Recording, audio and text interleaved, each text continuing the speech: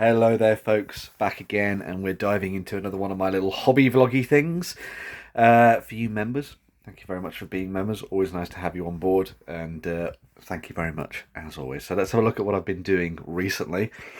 Bit of a quick update this one, I suppose. Not too much to go massively in depth with it, but this week has been effectively painting Star Wars Shatterpoint stuff, because I'm trying to get it all done for a game in just a week now, so not too long for that one.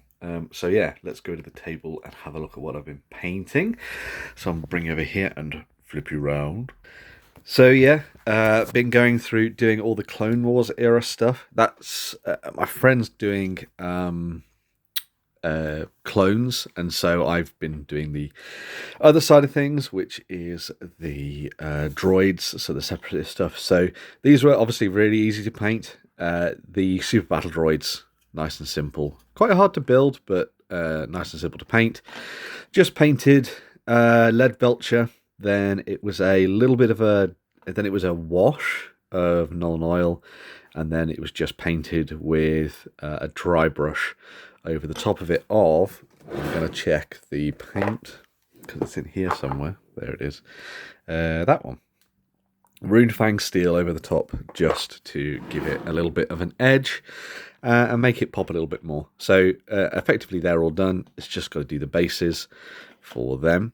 And then it was the B1 Battledroids, so the regular battle droids. So again, they've come together really easily. They were a pain in the ass to build once again, but painting them was fairly simple. So this was just undercoated with Wraithbone, and then it was just, you know, your sort of off yellow, which I believe is this one. So I paint them with Xandri dust. And then it's a little bit of the contrast black for the weapons, because I think it works really nicely. And then because I wanted to make them look a little bit different from each other, you tend to see them done with the red markings on the official paint jobs and things. But I decided to do one in red and one in blue. Not that it makes any difference when you're playing the game, because they activate off the same card anyway, but I thought that was kind of cool. And then sticking with droids, we have Kalani and Kraken. So they're both effectively the same colour when you are sort of looking at them. Because of course they're droids, so they're just manufactured. But I decided to try and make them look a little bit different from each other. So Kalani, who is from Asajj's set, I did in a slightly lighter green, more militaristic green. And I think he's come out really nicely. So that's him. And then Kraken, who is the one from Grievous's set, did in that deeper sort of railway green, I like to say, or jaguar green. And again, he's just painted up nice and easily with the gold accents on him. So that's all the droids done. And then I'm actually working on the separatist, the Sith and stuff for this. Well, or at least the dark side force users. So this was my take on Asajj. So she was painted up again from a Wraithcoat base, and then just purple and a little bit of a dry brush overbrush of a dark blue, like a Leviathan blue, I think it was, or a Stegodon blue, whichever one it is, because you get kind of like patterning on the official artwork, and I tried to get that across. And then she's just painted with Ulthran grey for the wrappings, and her facial details are done in the same paint as the Idoneth Deepkin. And then the actual tattoos and markings on her face, I mean, I know they're not perfect, but I think they get across the look of the character. They're just done with a fine point pen. So, I mean, they are water soluble effectively, so bear that in mind, because it's just ink. So you want to do these as the last thing you do, really. But yeah, so I did that with a fine pen. So it's just one of the, oh, there you go. So it's just one of these, just a Micron one. Fine line pen, does the job. And she'll be ready, because, of course, you know, it's not going to be, You're not going to be messing around with too many different, you're not throwing them in water or anything, are you? And then last but not least, we have Grievous. So he's obviously not done yet. He's a work in progress. I've done the undercoat, well, not the undercoat, the first layer of the black on his under armour. And that's going to need a second coat on the back there, as you can see. But he's hopefully not going to be too much of a hassle now to paint. I just need to paint the Zandri just armour plating and do a little bit of detail work on his lightsabers and everything as well there.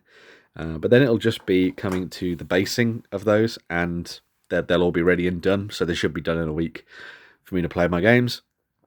I've still got my shelf of Shatterpoint up there, so there's even more stuff to get done. But this will be another 2 teams ready, and we're waiting for that game. I will say I have been a little bit naughty. And I did buy some Necromunda, because of course I did, because I can't stop myself. But the whole idea is that I'm going to treat that as a game in a box. So I'm going to do a video about it, I think, sort of talking through my thoughts on it all. But I want to dive into Necromunda, and I want to have the opportunity to play Necromunda, but I don't want to have to buy all the books and different packs and all that kind of thing and build a 3D table for it. So because Necromunda Underhive was done with the premise of it being a 2D plane with some 3D elements, and it comes with 2 gangs in the box that are all effectively pre-made for you, so you get 2 full gangs for the Esches and the Goliaths. I'm kind of viewing it from the viewpoint of I can have it as a game in the box kind of thing. I can play through all 6 of the scenarios in the game, 5, 6 scenarios in the game, and I can sort of have a fun time playing Necromunda out of that and that rulebook, even if it's out of date. I'm not planning to be playing at tournaments and all that kind of thing, so I don't need to know too much about all the extra stuff that's come out over the last couple of years. So I'm effectively treating it like that, as a sort of game in a box, and I think it could be quite fun. So that's on the cards as well. But yeah, a few of the bits and pieces still need to be doing. Hopefully I'll be back next week with even more painting progress. I'll show you what else I've been getting up to. I will get back to Darkwater at some point, he says. God, I really need to do that. As well as all the other bits and pieces as well. But yeah. Hopefully that was a nice sort of look at what I've been hopping on at the moment. Very much appreciate folks being members, taking the time. And yeah, let me know what you think in the comments down below and what you're working on as well. Cool. Yeah. Right. I'm going to go off before I start waffling too much. So I'll see you folks very, very soon. Bye for now.